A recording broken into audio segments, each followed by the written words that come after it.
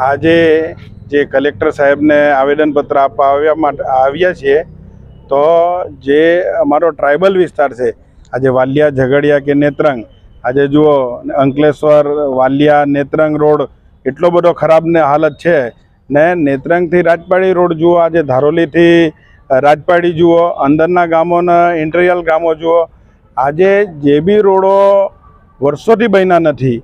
તો અહીંની જે પ્રજા છે ને આદિવાસીઓની ગ્રાન્ટ અલગથી આવે છે. આજે આદિવાસીઓ માટે 21,000થી બી વધારે ગ્રાન્ટો આવે છે. આજે ગુજરાતમાં તમે જુઓ 50 તાલુકા છે આદિવાસી, એમાં 3 તાલુકા તો અહીંયા જ છે. તો એટલું બધું ખનીજ નીકળે છે ને આદિવાસીઓ માટે જે 21,000 ઉપરની જે ગ્રાન્ટ આવે છે, તો સરકાર એ ગ્રાન્ટો ક્યાં વાપરે છે? તો આજ દિન સુધી રસ્તાઓ નથી થતા. અહીંના લોકોને કેટલી હાલાકી ભોગવવી પડે છે. અહીંયા મોટી મોટી માઇન્સો છે, આજે કોલસાની માઇન્સ છે, GIPCLની માઇન્સો છે. આજે એટલા માટે અમે બધા અહીંયા ભેગા થઈને કલેક્ટરને રજૂઆત કરવા માટે આવ્યા છીએ ને કલેક્ટર દ્વારા રાજ્યપાલ અને સરકારને રજૂઆત કરવા માંગીએ છીએ કે ભાઈ આ રસ્તાઓ બનાવો અને અહીંની પ્રજાને ત્રાહિમામથી બચાવો. જે શિક્ષણ માટે, બહાર જવા માટે, આજે આરોગ્ય માટેનો સવાલ છે, તો એમને જે હાલાકી પડે છે અને જે અકસ્માતથી મૃત્યુ થાય છે, તો એ ઘણા મૃત્યુ લોકો 2 મોત મરે છે. તો આ સરકારને કેમ દેખાતું નથી આ બધી વસ્તુ?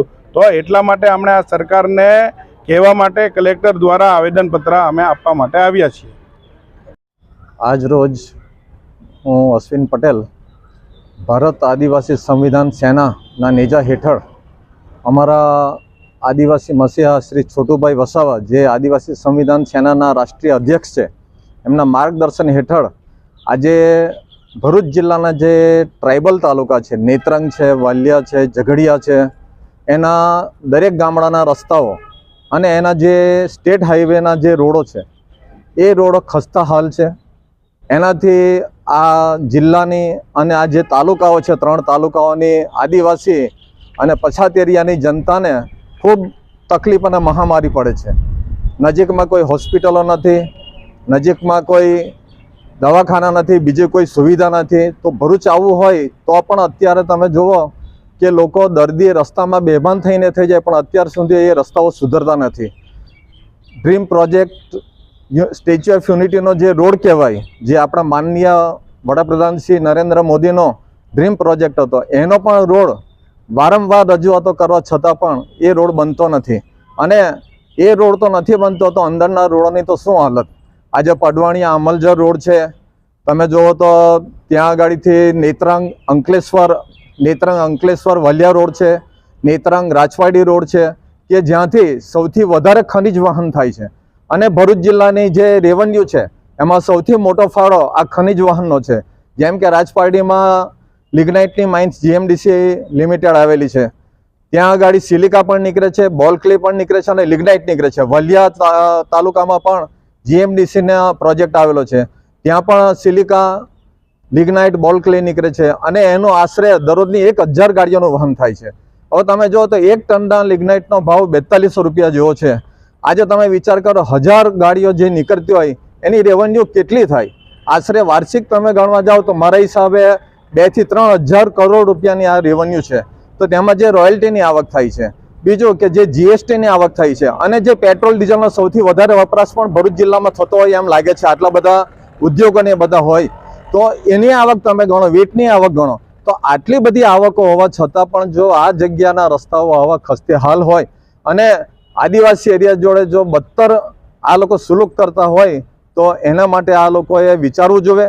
જ્યારે આટલું રેવન્યુ આપતો હોય, જ્યારે કે વિકાસની વાત થતી હોય, તો વિકાસમાં સૌથી મોટો ફાળો આદિવાસી વિસ્તારોનો છે. કેમ કે ખનિજ આદિવાસી વિસ્તારોમાં આવેલું છે. આજે બાંધકામ માટે સિલિકા જોવો, નર્મદાની રેતી જોવો, પાણીથાની રેતી જોવો, તમે બોડેલીની રેતી જોવો, ટોટલી રેતી આ રસ્તેથી વહન થાય છે અને આ દેશનો વિકાસ થાય છે. તો અમારી જનતાની અને અમારા જે રાષ્ટ્રીય અધ્યક્ષ છે છોટુભાઈ વસાવા સાહેબની, એમની આ સરકારની એક માગણી છે અને એમનું કહેવું છે કે જો આ પ્રજા શું તમારે માટે પ્રજા નથી? શું આ દેશની જનતા નથી કે જે આટલી ખસ્તા હાલ એની ભોગવે છે? દરેકને બેક પેઇનના એ થાય છે, એટેક આવે તો માણસ રસ્તામાં ગુજરી જાય છે, એક્સિડન્ટો વારંવાર થાય છે અને કેટલા બધા સ્કૂટરના અને એના બધા લોકોના મૃત્યુ થયેલું છે. તો શું આ દેશની જનતાનો અધિકાર નથી? તમે એવું હોય તો અમને જણાવો કે અમારા અહીંયાથી કેટલી રેવન્યુ આ જિલ્લામાં મળે છે અને તમે એ રેવન્યુ કેટલી અમારી જનતાની વેસાળ વાપરી છે એનું બજેટ અમને આપો, તો અમને જાણવા મળે કે ખરેખર આ રસ્તાઓ કેમ નથી થતા અને શું એની મય છે. તો આ બધી વસ્તુઓને લઈને આજે અમે જિલ્લા સમહર્તા અને રાજ્યપાલ શ્રીને સંબોધીને જિલ્લા સમહર્તા શ્રીને આ આવેદનપત્ર આવ્યા છે. અને જિલ્લા સમહર્તાને અમારી માગણી છે કે આ રીતે અમારી જોડે કે આવા આદિવાસી વિસ્તારો જોડે જે એના જેવું વર્તન થાય છે એ દૂર કરીને અને આ ટોટલી રસ્તાઓ કે જે અમારી જ આવકના પૈસાના બનાવવાના છે એને માટે ઘટતું કરવા અમારા લોકોની આજે રજૂઆત કરવાના છે.